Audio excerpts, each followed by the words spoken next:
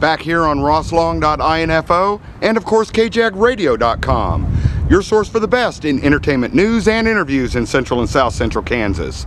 So after a whirlwind run all over the state and out of the state, we're back in downtown Salina, Kansas in front of at Astra Books and Coffee House, the hottest new place to hang out in downtown Salina, Kansas.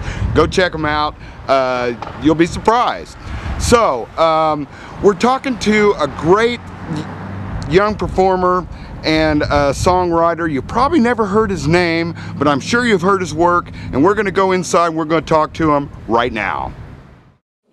And we're wrapping downtown with Craig WEDREN. Hi. Hey, what's going on, Craig? What's going on today? You've got quite the gig going on at the Stiefel here tonight. Mm-hmm. In the middle of a tour, sort of winding it up, opening for Chris Cornell. It's a nice acoustic tour, so I'm not having to scream over the deafening volume of guitars that probably both Chris and I are accustomed to having to compete with. Aha. Now, you're not necessarily just an acoustic musician. You're a bit more accomplished. I mean, you were lead singer in Shudder to Think. That's right.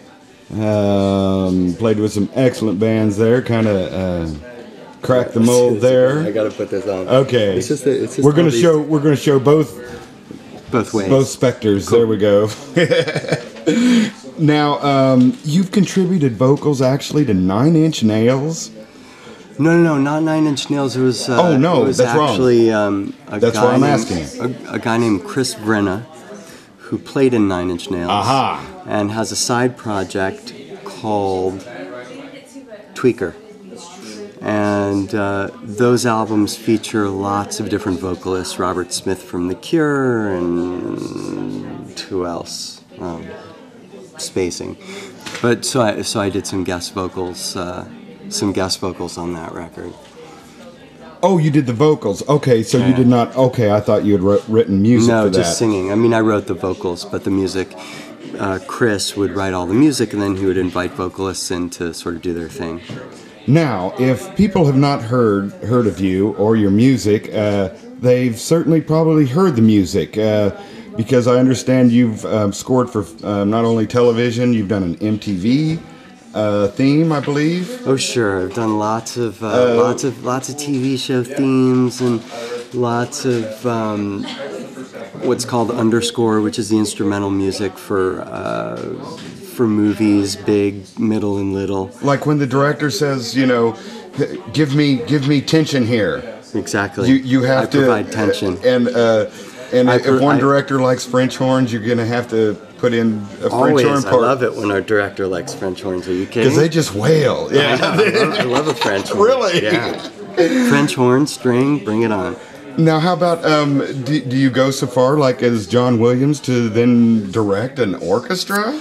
Or I don't know how to conduct. Okay. So what I'll do is I'll create the music, looking at the, basically just whatever rough cut of the picture they have. Sure.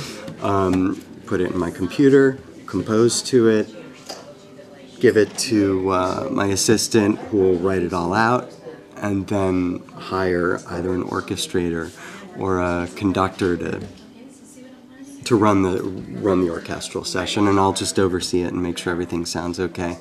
And it's to your creative endeavors, satisfaction. and satisfaction, and even to the slightest, more piccolo there. That's what it is. No joke. More harp. Really? More cowbell.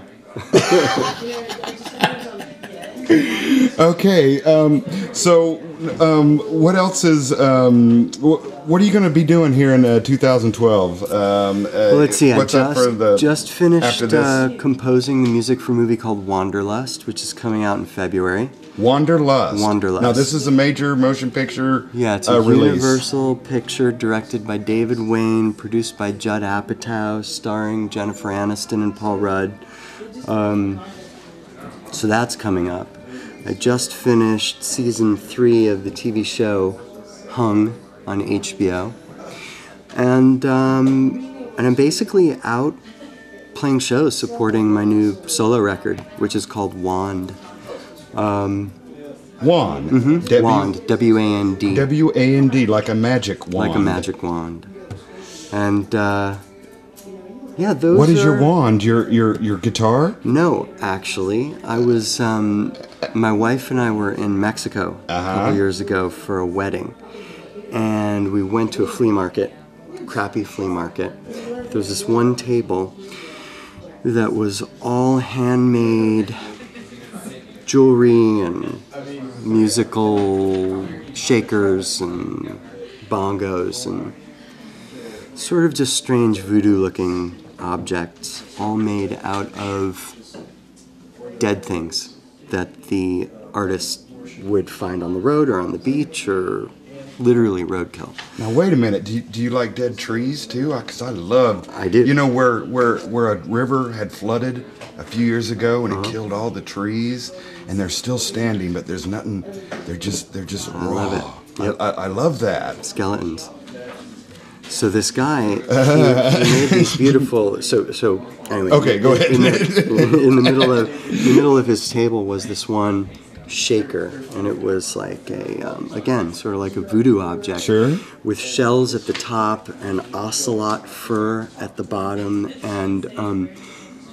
and snake spines, like all strung together, hanging off of it, and these feathers coming out of the top of it.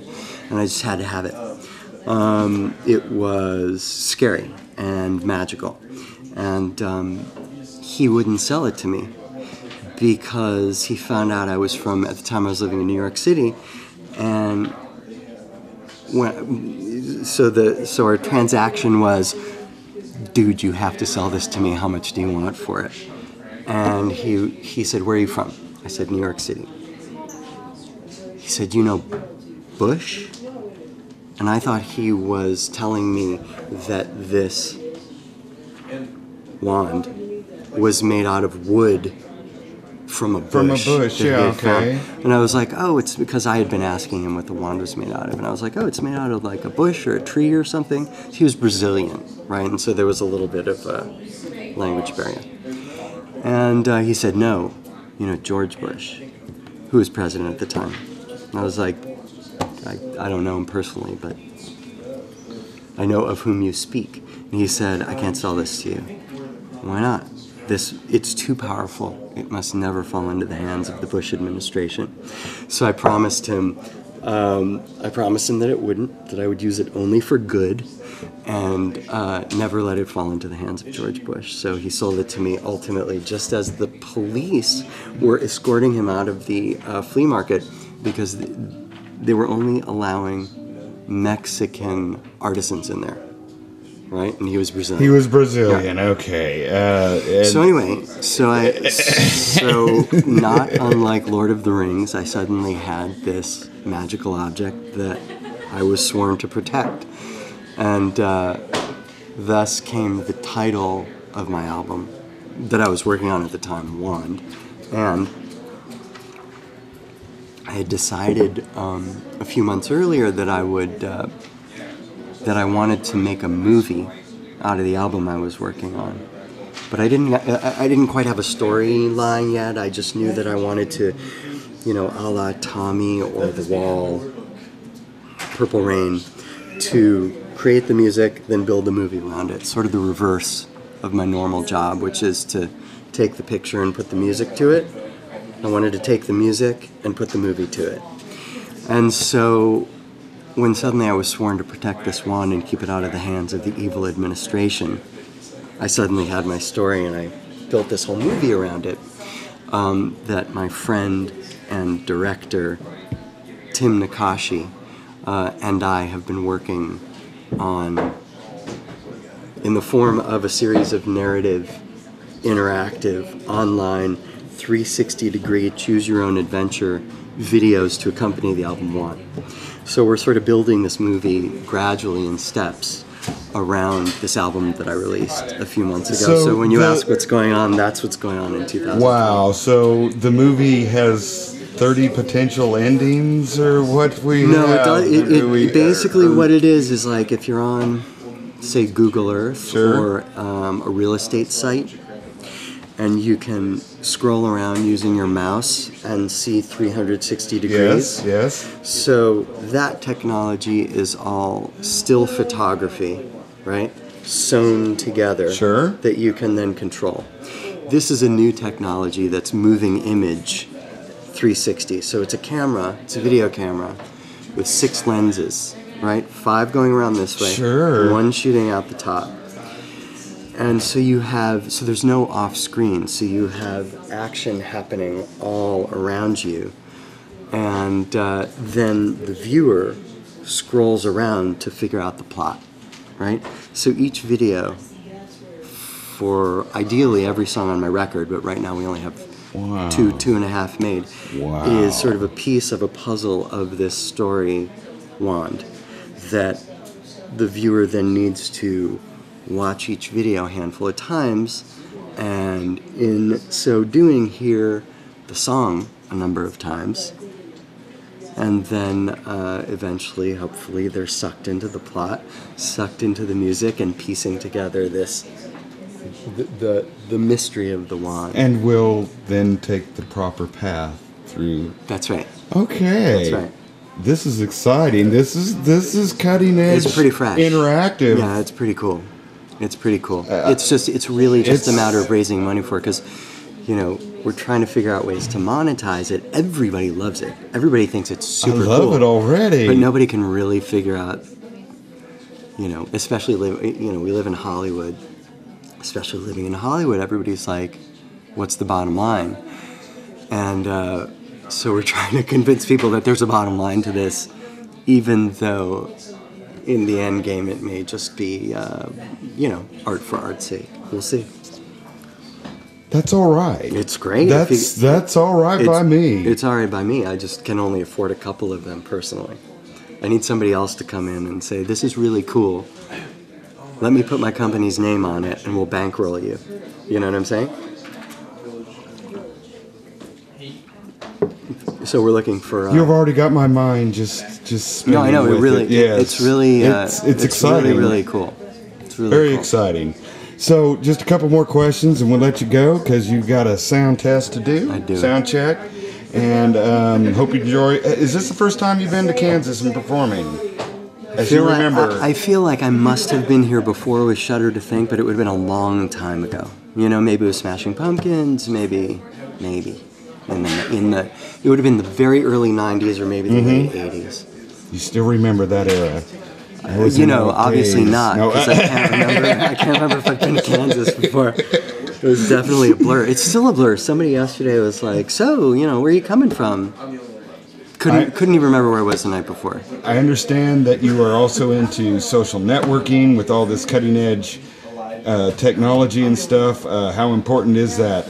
Or do you answer your Facebook messages? I'm lousy on Facebook. I'm good on Twitter. Good. Facebook is like a big mall sprawl to me. It's just a little bit too much. A little too, yep.